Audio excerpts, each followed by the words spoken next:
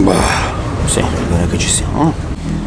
Ciao ragazzi, eccoci qua, benvenuti in questo nuovo video. Come potete vedere sono in scogliera, sono a cappotto totale, quindi che fare? Ho deciso di ritagliare 10 minuti per registrare questo, una decina di minuti, poi magari saranno meno, saranno di più, che ne so. Per registrare questo piccolo video, argomento di oggi, l'avrete letto già nel titolo, i guanti da pesca, ovvero guanti per l'utilizzo in tecniche. Disgraziato maledetto, ma che cos'è? La siringa! Prima di iniziare vi invito a iscrivervi al canale, se ancora non siete iscritti è gratis, basta cliccare nell'icona iscriviti, attivate la campanella in modo da rimanere sempre aggiornati sulle ultime novità. Ora, fatta questa piccola premessa, parliamo appunto di guanti. Quali sono le caratteristiche che un buon modello di guanti deve avere per la pesca che utilizza esche artificiali? Quali sono i pro? Quali sono i contro, quindi vantaggi e svantaggi. Andiamo un pochino a vedere una cosa alla volta. Iniziamo appunto con i pro e con i contro. Io direi di iniziare proprio con i pro. Quali sono i pro che ci offre l'utilizzo di indossare un paio di guanti da pesca durante le nostre sessioni? Allora, sicuramente il pro più grande per quel che mi riguarda è quello quando andiamo ad utilizzare dei guanti a dita lunga, quindi non sto parlando del guantino tagliato da brekker newyorkese, ma sto parlando di guanti come questi che coprono tutta la lunghezza delle nostre dita. Il primo vantaggio è quello di offrirci una protezione del nostro dito indice, del polpastrello del dito indice, dai tagli che possiamo avere specie durante l'utilizzo di artificiali di un certo peso con canne magari fast o extra fast e trecciati abbastanza sottili. Più il trecciato è sottile, più utilizziamo peso, più è facile che, soprattutto nelle giornate quando c'è umidità o quando magari sono già diverse ore che andiamo a pescare, che stiamo pescando, con un lancio particolarmente caricato, a volte può succedere, anzi non a volte, succede anche spesso, che il nostro trecciato ci va a tagliare il polpastrello. È una cosa molto fastidiosa, anche abbastanza dolorosa, e ci vuole anche del tempo prima che si rimargini questi tagli qua da trecciato. Sentito niente? No, proprio niente. Direi che quindi il vantaggio maggiore è appunto l'utilizzo di guanti che abbiano una protezione del polpastrello. Ce l'hanno praticamente tutti, vedete questa parte di pelle più spessa rispetto a tutto il guanto offre appunto una protezione dai tagli del trecciato.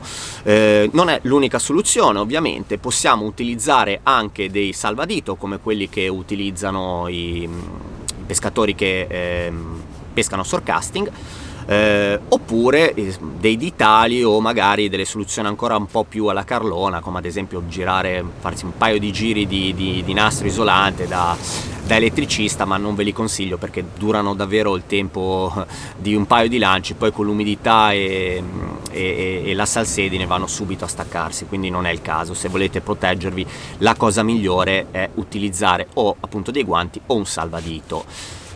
Va da sé che questa cosa dell'utilizzo del guanto o del salvadito è necessaria o molto utile solamente per grammature di un certo peso, quindi parliamo di grammature oltre i 60, 70, 80 grammi a salire. Utilizzare in uno spinning medio classico dove andiamo a lanciare esche nell'ordine dei 10, 20, 30, 40 grammi un guanto per proteggersi il polpastrello, direi che è abbastanza inutile. Ecco, in questo caso, se avete la necessità di proteggervi il polpastrello utilizzando 20 o 30 grammi, probabilmente quello che vi serve è una visita dermatologica e non un guanto, perché se avete le dita così sensibili probabilmente c'è qualcosa che non va. Madonna benedetta di Manfredonia, figlio mio, siamo inguaiati sotto tutti i punti di vista. Comunque, fatto questa piccola parentesi, questo è il primo vantaggio. Il secondo vantaggio, mettiamo un vantaggio di tipo di comfort termico. L'utilizzo di guanti, soprattutto nella stagione invernale o tardo autunnale, quando le temperature tendono a calare, o magari vuoi anche in giornate così nuvolose con il vento molto, molto forte, molto freddo, ecco che un buon guanto per quanto possa essere sottile, ci dà sicuramente una protezione termica e un maggiore comfort in pesca. Riusciamo a scaldarci un attimino le mani in più, soprattutto nei mesi invernali e di notte, avere quelle sensazioni di dita addormentate dal freddo, soprattutto le falangi, non è il massimo del comfort. Il guanto, utilizzare un paio di guanti, sicuramente da questo punto di vista è un grande aiuto. Il terzo vantaggio che indossare un guanto ci offre è quello di avere un maggiore grip, un migliore grip, ovvero una migliore presa sul calcio della canna e sul piede del mulinello, specialmente in condizioni di umidità o di giornate appunto sempre come questa, dove piovigina, c'è magari l'onda che sale, arriva quello spray di acqua salmastra che tende a depositarsi sulla canna, sul manico della canna, sul calcio della canna e sul piede del mulinello. Ecco che quando andiamo a pescare a mani nude semplicemente tendiamo a volte a perdere un pochino la presa. Il guanto sicuramente in queste occasioni aumenta la nostra presa, quindi il nostro grip, e ci permette anche durante le fasi di lancio, salpaggio o combattimento di avere una migliore presa, che è sicuramente una cosa sempre positiva. Il quarto vantaggio che un buon paio di guanti ci offre è quello di utilizzare semplicemente un paio di giri di trecciato laddove avessimo la sfortuna di inganciare, di incagliare il nostro artificiale sul fondo, e quindi la necessità di tirare per cercare di liberarlo, o addirittura tirare fino a che la treccia non ceda per rompere e quindi rifare la montatura. In queste situazioni qualcuno magari utilizza la canna in orizzontale fermando la bobina con la mano, ma io non lo consiglio di fare, perché è una cosa che mette sempre in una situazione un po' critica il nostro mulinello, soprattutto l'alberino o il pick up, quindi l'archetto. Rischiate magari di andare a piegarlo, di danneggiare il mulinello, e sicuramente è molto meglio, se lo abbiamo sotto mano, utilizzare un tondino d'alluminio dove fare appunto qualche giro e poi tirare, oppure se il guanto appunto, come ho detto prima, di buona qualità, andiamo semplicemente a fare qualche giro di trecciato e andiamo a tirare direttamente con la nostra mano. Ovviamente farlo senza guanto, andremo a tagliarci completamente, soprattutto utilizzando dei piedi magari come piedi 2,5 o 3, che sono molto resistenti ma ancora abbastanza sottili da penetrare facilmente nelle carni, e quindi non fatelo, perché vi rischiate di farvi dei tagli non molto gravi ma sicuramente molto fastidiosi. Questo è un altro vantaggio che il guanto ci può offrire. Abbiamo visto i vantaggi, adesso guardiamo gli svantaggi, guardiamo i contro. Quali sono i contro che l'utilizzo del guanto a pesca ci può offrire? Allora, partiamo subito con quello che forse è la cosa un po' più stupida, una cosa estetica.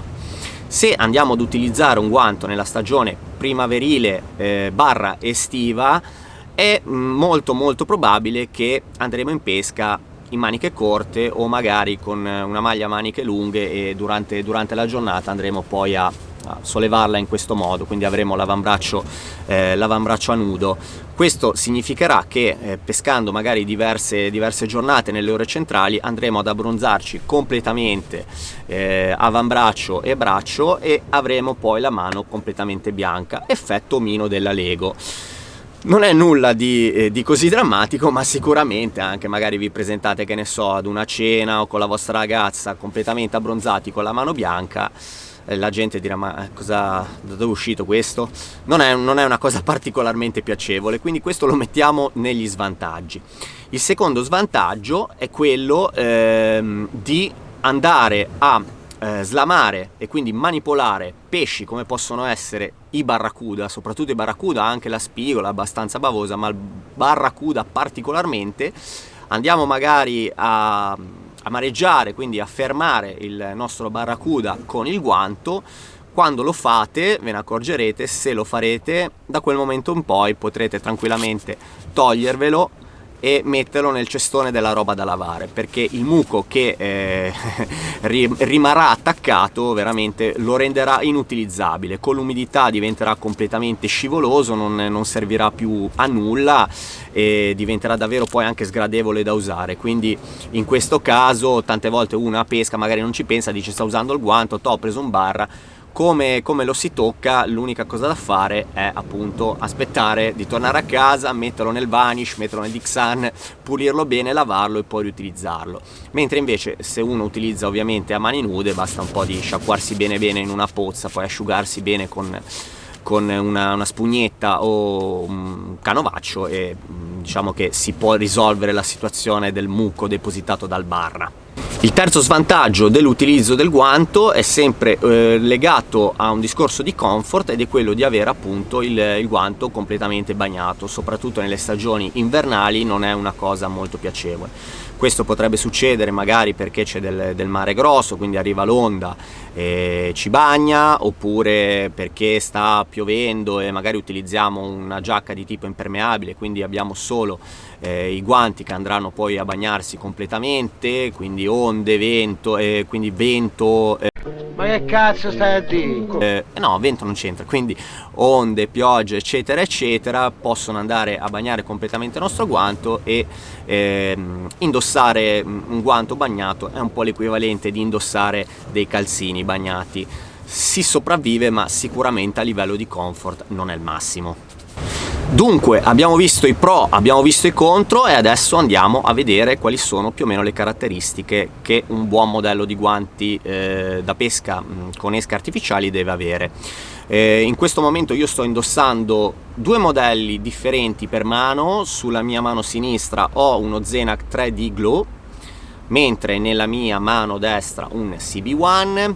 Entrambi hanno un'ottima vestibilità. Questa è una caratteristica fondamentale per un buon guanto. Per vestibilità intendo che il guanto deve andare ad aderire, deve essere quasi come una seconda pelle, quindi non lasciare spazi vuoti, non vi deve ballonzolare come quello che può essere, che ne so, il guantone da giardiniere. Non deve fare questo lavoro. Il guanto deve rimanere molto compatto, assolutamente aderente alla pelle, come se fosse appunto una seconda pelle, e vestire bene. Non vi deve limitare nei movimenti, deve essere anche facilmente come si dice? Ma io che cazzo ne so, scusa. Non mi viene la parola. Insomma, deve essere anche facile da rimuovere. Questo è appunto un 3D Gloves della Zenac, che utilizza dei pellami particolari, una struttura molto morbida sul dorso.